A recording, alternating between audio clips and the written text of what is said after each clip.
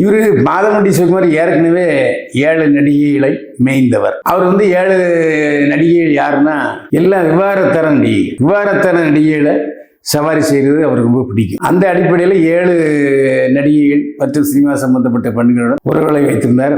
அது எப்படின்னா ஹோட்டலில் சாப்பிட்ற மாதிரி. இப்போ வீட்டில் ஒய்ஃப் இல்லை வெளியூர் போயிருக்காங்க, உடம்பு சரியில்லைன்னா ஹோட்டலில் சாப்பிட முடியாது. அந்த மாதிரி ஹோட்டல் சாப்பாட்டை அதிகமாக விரும்புகிறவர் மாதம்பட்டி ரங்கராஜ்.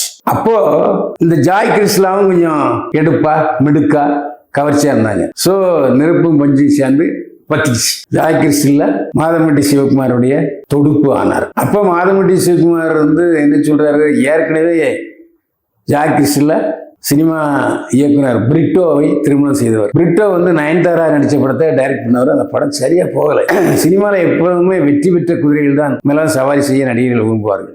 ஸோ பிரிட்டோவுக்கு சான்ஸ் இல்லை. ஜாய் கிருஷ்ணாவுடைய வருமானத்தை சாப்பிட்டு இருக்கார் பிரிட்டோ. அப்போ எதுக்கு பிரிட்டோ வச்சுக்கிட்டு இருக்க, டைவர்ஸ் பண்ணு அப்படி என்று சொல்லிவிட்டார் மாதம்பட்டி ரங்கராஜ்.